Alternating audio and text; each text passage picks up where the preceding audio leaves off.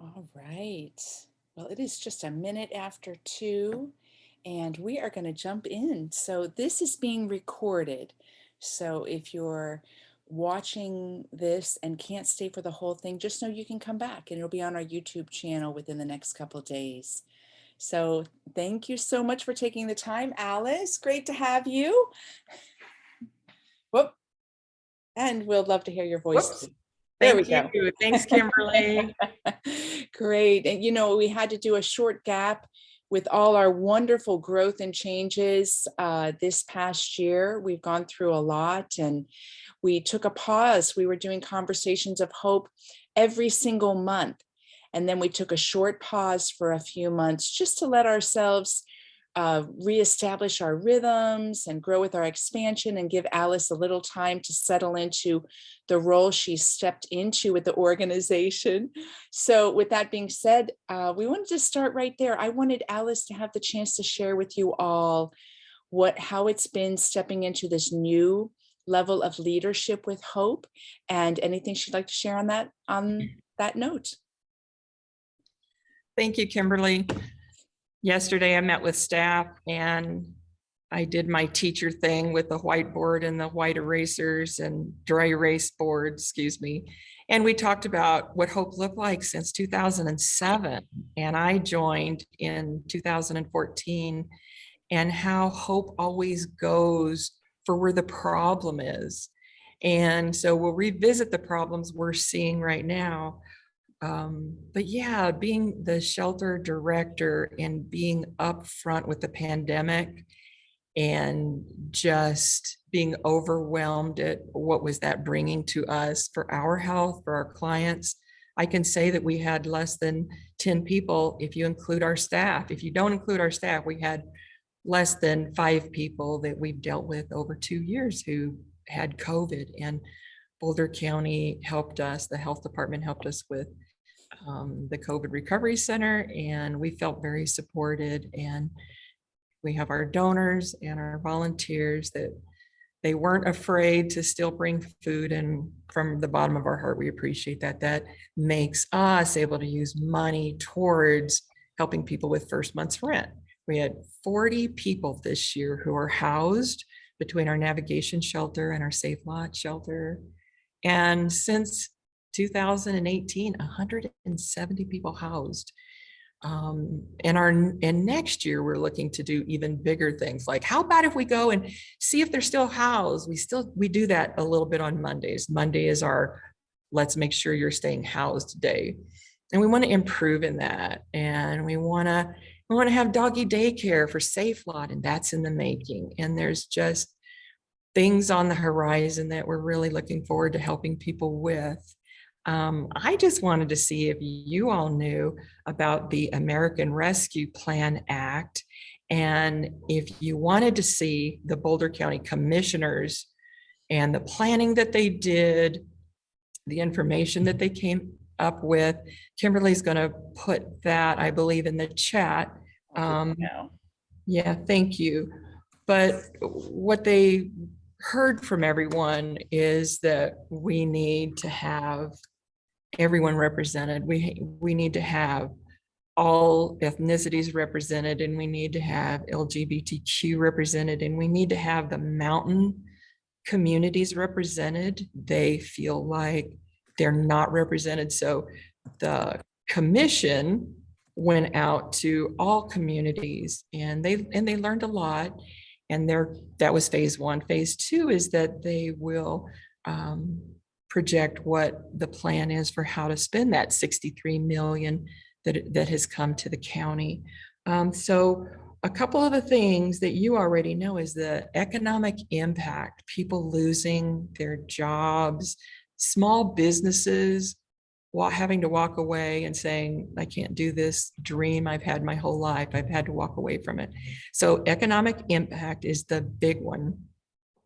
Affordable housing, as you know, we live in Boulder County.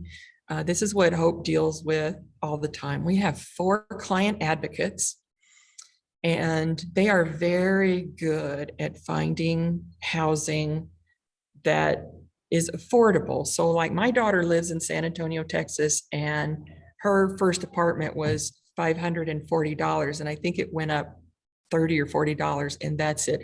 Every one of the guys that we have in our navigation program could afford that, where you're sent the floor plan. And yeah, I can do that. I can pay $600 for rent. But that's not the case in Boulder County. So we are looking at, when we say housing, we don't mean a house. We mean, can we find somebody who's renting a room? Is there some apartments that are affordable? Well, there are now some in Longmont that we're looking at, and some in the surrounding community that we're looking at, and we're having success finding housing for our clients. So affordable housing was number two.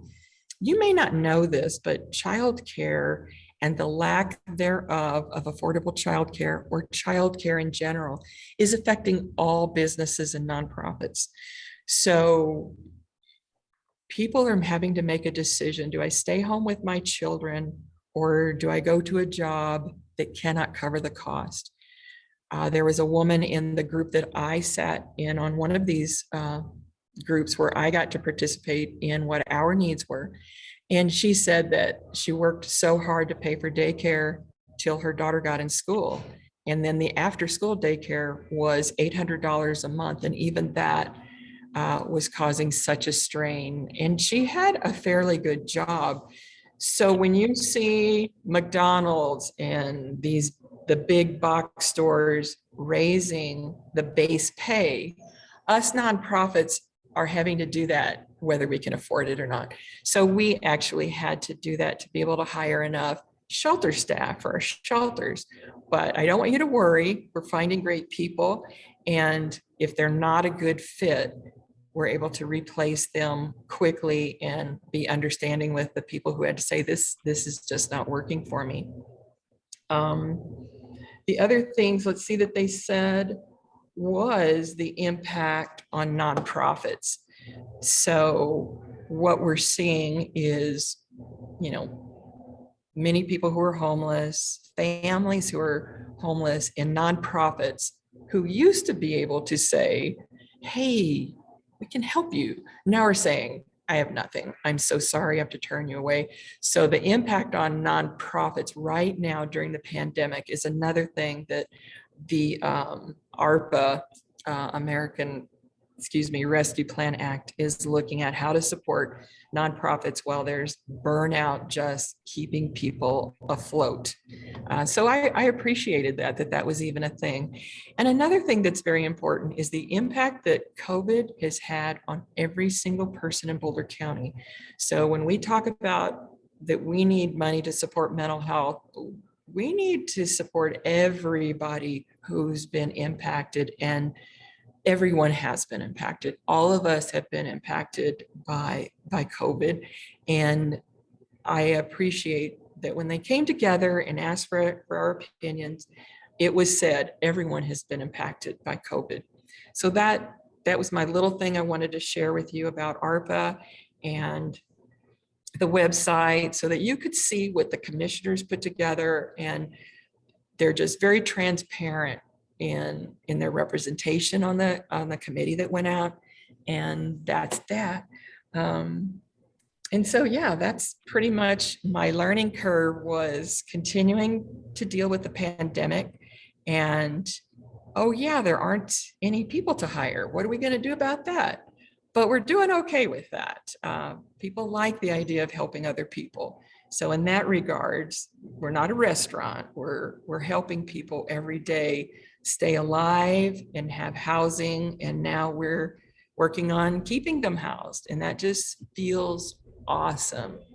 Thank you so much, Alice. And before I go on to the second question, I also want to add my own comment on Alice moving into the executive director position. One of the things that's so sweet about that, and I mean sweet in every sense of that word, not just on a feeling level, but aligned and right and wonderful for the organization, is she stepped into Hope just from how she was moved to be a part of the mission, to be a part of the cause. She stepped in with her feet on the ground, giving herself just to be of service to help our homeless and many chronic homeless. And with that, then that has just slowly, organically grown when her skillfulness and her leadership skills and all the other gifts that she has have been seen. And being in the director of navigation services, I would imagine you would say this, Alice, yourself, it put her in direct intimacy with the complexity of the issues that we try to be a solution and a mediator for day in and day out. The day by day operations part of it and the challenges and the opportunities there, but also the larger layers that she's speaking to right now. So it gave her that intimacy for those years and an unknown formation to step in as executive director so that she could internally help Hope stay current and dynamic with what we're meant to do and how we can do it, but also externally to be a spokesperson to what we need to do as a community and what goes unseen that needs to be seen in our community. So those are my more than 2 cents for your stepping into executive director Thank role you. too. Thank you. Thank And on that note, you. as many of you have seen through the copious amount of communications that we send your way, we expanded when the virus hit, when the lockdown happened. It was an expansion that was needed in our community. It was one that took risks for us, but the pieces were in place for that expansion. But we're stabilizing in that. And I wanted to give Alice the chance to speak to that expansion in greater breadth and depth. Thank you. Thank you, Kimberly, for the kind words. So we have a second location, and it's not because we can afford it. Don't get me wrong. We're not all hot and got all the money in our back pocket. No, it's because we were all cramped up into the warehouse, and all of you soup angels know what that looks like. And volunteers and all kinds of wonderful people who visit. And it just wasn't suitable for really meeting the needs with our clients. And then you bring the pandemic and it's like, okay, we're going to have offices 6 feet apart. Okay, well, that wasn't going to happen unless you were having coats on top of you and socks in your lap. So I reached out to 22 churches and said, this is what we need. And Messiah Lutheran Church had just made a decision about whether their preschool was going to run another year or not, or be continued in general. And they had to make the tough decision that it was not. And so this location that I'm sitting in at Messiah Lutheran, there is a beautiful stained glass behind me that I'd love for you to come visit here at 1335 Francis Street on the back side of the church. So the church sits on the corner of Mountain View and Francis Street. It's, you see the little swing set and all the playground stuff, and we're in the back, and Kimberly's put this big, beautiful Hope sign up by our door. And you're welcome, especially you're welcome on Wednesdays when I know we're all here. We're running around helping people. But I'll flip this around so you can see the expanse of this space. So we have classrooms that are offices. We have this big open space for when it's cold and we want to have day shelter. We don't have to beg somebody, can we do day shelter? It's 10 degrees outside. No, we're going to have it right here in our space. You see that big kitchen. And then I don't know if you can see that stained glass up ahead. That's where their sanctuary is. And Ron Reiger and Maureen, Pastor Ron Reiger and Maureen in the office have been amazing resources. They have welcomed us with open hands and arms. And a month ago, I took some breakfast goodies to them as a thank you for having us here in your space. And on their table for Sunday was a handout about helping homeless individuals. And it was written with scripture, and it was lovely. And they didn't know I was coming. And that was just because they believe in our mission and this mission to reach out and help others. So that's that. I wanted to let you know a big thing is I have advocated And Hope has advocated for Longmont, especially Hope, to do coordinated entry since the inception in 2017. And starting yesterday, we are doing coordinated entry in our community, walk up, phone number, we've got it all. We still have glitches. Don't get us wrong. We have a learning curve ahead of us, but we are doing coordinated entry. And a new thing that some of you asked me about last time that I did conversations was about folks with chronic homelessness. And I advocated for Hope in our navigation shelter to be able to have the chronically homeless individuals that we already work with, who we know have a connection to Longmont. Their doctors are in Longmont, maybe they're working part-time, doing day labor, or maybe their medical providers are here. So this morning, Danielle, our shelter director, sent out our numbers, and we actually had more chronically homeless individuals staying with us who we have said, these guys are ours, we're going to help them. Then we did navigation clients staying last night. The weather's been nice, so we'll see what it's like when it's winter time. But I want you to know that our shelter now has navigation clients and what we refer to as housing focused clients, clients with a disability that they report, not that we report. So we're doing coordinated entry. We're being as inclusive as possible. And I'm really proud of that. The other change is that because of the pandemic, people were walking away from their apartments with their puppy dogs with them. And we just saw a spike in the need for Safe Lot, that became a bigger need than I think we ever expected. So we're just impressed that folks are coming to us and saying, I just couldn't do it anymore. I lost my job. And then I had to get another job and it paid less. And I never could catch up. So I walked away. And we're finding that these individuals are easier to house because they know what housing feels like. So they're staying in their car. No one is bothering them because we are protecting them.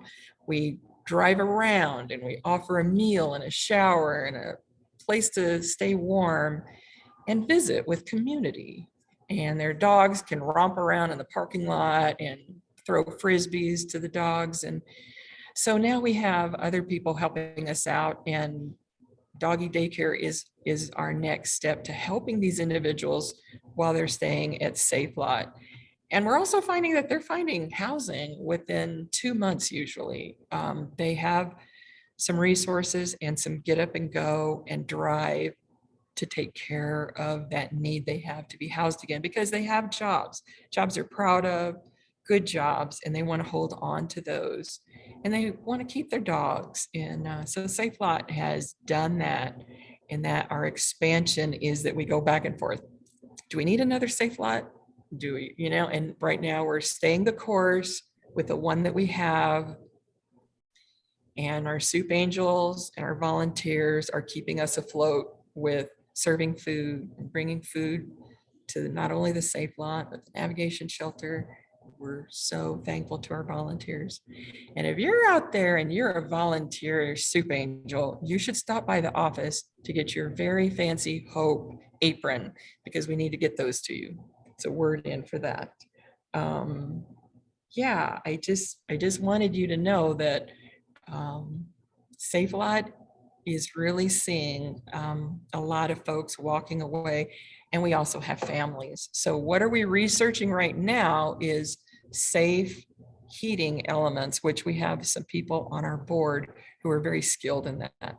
So we're looking at safe ways to keep a family warm who needs to stay in their car for a week or two, while they do connect with family resources. St. Vrain Valley School District is seeing 350 homeless families. So there are some people that might be just saying we're going to be in the car for a little bit while we get help. But I know that as a county and Longmont, Our center is doing a great job with families, and the county is, and I have faith that these families are going to be housed very, very soon. So that's that for the expansion, Kimberly. Oh, thank you so much. And as a note, towards the end of this time, we can take any questions. So if you're thinking of questions and you don't want to forget them, just put them in the chat and I will make sure we get to any questions and or comments. So uh, the larger question then erupts. You've just spoken about our expansion, which is always in response to the larger landscape of homelessness and some of the challenges around housing in our community. So Alice, would you take the last bit of time talking about that? Absolutely. When I talked to the staff yesterday, and gave them the little history lesson about where hope has been, my friend Marion Hall, who was one of the very first volunteers for Hope, who would go out with a group of people and find people in need. She kind of gave me a little bit of information of what it looked like at the beginning. And it just occurred to me that hope is always looking at what is the issue that we need to try and tackle. And we've done that so far. We've had people living on the streets. What are we going to do about that? So we were going around different locations, handing out food and blankets and coats and socks. Now we have coordinated entry. So now we're not only keeping you alive for a day, we're getting you into housing. And then from there, we did Safe Lot because all of a sudden there are too many people in vehicles. When I started in 2014, hardly anyone had a car. That just was unheard of. Someone homeless in a car, really? And now it's pretty obvious. So Save Lot was this past June, had their 1 year anniversary with Hope. So now, as you have to know, if you live in Longmont, you drive up North Main Street, or you go behind McDonald's at Lanyon Park, you read the newspaper and it talks about the problems at Lanyon Park. We had to dive in and go, what is our role here? I look at in front of Wendy's and think, what's going on? What do we need to do? What do we need to do differently? So that's kind of what we're looking at. And so what we looked at was the fact that we knew a lot of our guys lived along the Greenway, along the St. Vrain River, and all of those greenways have abolished people being able to stay. So people were kind of run out of those areas for safety reasons, maybe. Same thing in downtown Longmont.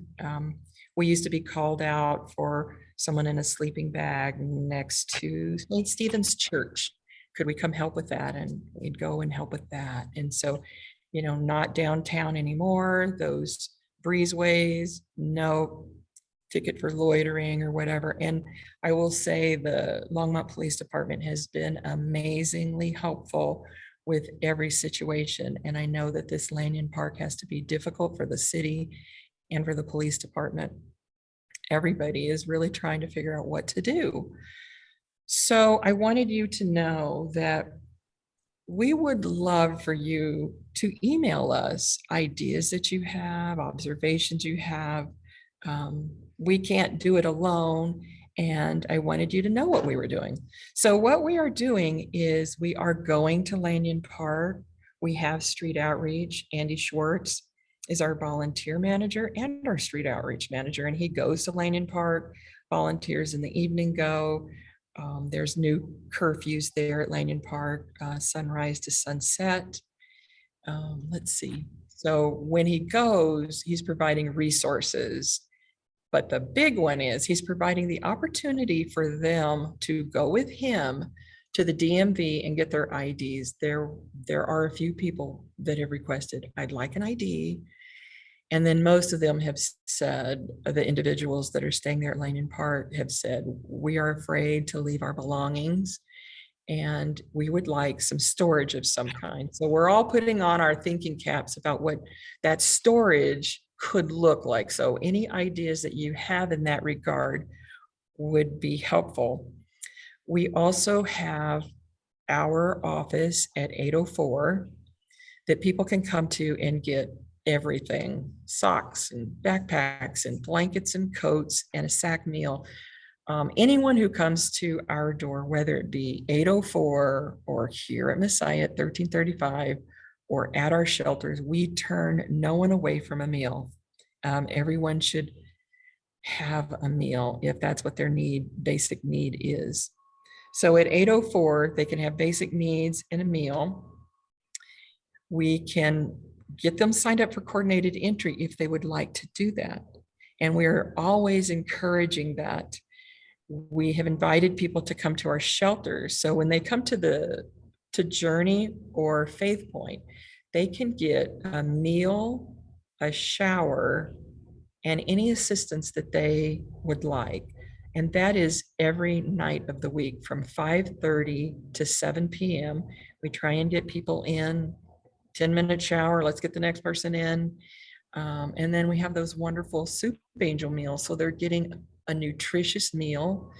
During the day, we only have sack meals, but we have these nutritious meals thanks to our volunteers. And we're just trying to provide as many opportunities to bridge the gap and get people to self-sufficiency as possible. Now, here's a problem. You have somebody at a park and they have such PTSD that 4 walls is too restrictive. Your shelter, Alice, I can't be in that. I can't be in that environment. And there's other people and I'm afraid. And there aren't very many people right now, but no, I just can't handle more than a couple of people or just one person that I know really well. So we're seeing people more and more that have serious issues, that even a typical housing situation is not what they see in their future. So, wow, let's get creative with that, is looking at some kind of, I don't know what that picture would look like. So that's for us to investigate and figure out. We also have in the United States meth that has been made differently than it used to be. So, even during World War II, meth was used in a positive way, and it was made in such a way that it wasn't causing such things that we see right now on the streets. So the way meth is made right now causes quite the hysteria, hallucinations, paranoia is huge. These people are following me. I know they're following me, and I came over here and I want you to go see if they're still around the corner. And so that's sad. And so one of the connections is, when we talk about what monies can do, is to help with mental health, that folks need that connection with some mental health resources. And those are not always close at hand. So those are those connections that we're trying to make. And everyone, I have a friend who just says this, we're all dancing as fast as we can. And I believe that to be true. So with all of these things, I feel so blessed to be with Hope, and I love to see people housed. There's a little guy, wait till you get the mailer. And if you want your mailer, make sure we have your personal address, because you'll get to see a picture of William. And William has been on the streets for years. He's been so nice and sweet, or he's not been, but that's okay, because that's his journey. And we love him to death. And he is housed right now in Boulder in a little bitty tiny apartment. And he started out putting his tent up in the living room just to be able to handle this efficiency apartment. And my prayer for you, William, is that you stay housed, and we're going to keep checking on you. And I have cleaning supplies and toilet paper in my car right now for you. So I'm ready for questions. Great. Thank you so much, Alice. So yeah, just type any questions you may have in the chat box. I know that Alice shared so much, you might just be digesting it. So while you're thinking for a minute, let me do a shout out for Sunflower Bank. As many of you know, we've had local organizations support us from the beginning. And most recently, this last year, we started a community partnership program, which has a lot more robust qualities to it that are win-win in both directions. I don't need to bore you with all of that program information, but part of the fruit of that is that Sunflower Bank, part of their donation went to sponsor this event. And Travis wasn't able to be on to say a few words themselves, but he is new in the role. Carrie Westland was our initial contact. She loves Hope dearly, and so does Travis. Travis has even made some donations personally, but Sunflower Bank takes it seriously to support their community. And if you are looking for a bank and looking for a bank that wants to support maybe a dream that you have, they look to work one-on-one with individuals looking to start businesses and dreams in the local community. So a shout out for Sunflower Bank and a shout out for Colorado Gives. You've seen the graphics come across your email, come across your social media channels. And that day is coming up Tuesday, December 7th. We are less than a week away. I have been getting questions, since it might not be familiar to you, of what it means, why it's important to donate on the day instead of today. On the day, December 7th, every single donation that comes in forms an amount that is tagged to Hope. And all the nonprofits that receive donations on that day, that amount is tagged to their name. Once the day ends at midnight on December 7th, there is a pool of $1.3 million that the funding source for this campaign collects over the year. And they work out the percentages of how many donations happen on December 7th for all these organizations. So the higher the donation for us, the larger our percentage is, and therefore the larger of the amount that they give a check to us over and above. So if we have 10,000 given on that day, maybe that will put us at 3%, and we'll get 3% of the 1.3 million. If we have 50,000 given on that day, maybe that puts us at 10%, and we get 10% of that 1.3 million. That's what makes it so important. So if you're thinking of donating as an end of the year donation, click on the Colorado Gives link. You can even Google our name, but you can find the link on our website, on all the posts in the newsletters, and schedule your donation. I see many of you scheduling donations. Schedule it for that day. And if you have any questions, I am here, all hands on deck, to help you do that, and we'll walk you through the process. So those are our two commercials that are very important for us and really support all that Alice shared. So I don't see any questions in the chat box. That means, Alice, you covered every base that everyone was looking Oh, at. well, that's good. I'm afraid to go out of the chat. Oh, I did it. I got brave. Yeah, thank you for supporting us. We, we're going to always do our usual fundraisers, even though we make 50%, because I get it. It's a pandemic. So, only 50% of people come to the things this year, and they need to protect themselves, and you do too. And so thanks for everything you do for us. We appreciate you so much. Thank you. Yes, we definitely do. Thank you all so much. I'm going to go ahead and put that slideshow back up. So if you jumped on after we began, you can take a look at some of the information on the slideshow. So stick around for an extra 30 to 45 seconds to enjoy that. And thank you, Alice, so much for all your hard work and for all you shared with us today. Thanks, everyone. We love you. We love your support. Yes, Can't we do it without you. Okay, just one moment, everybody.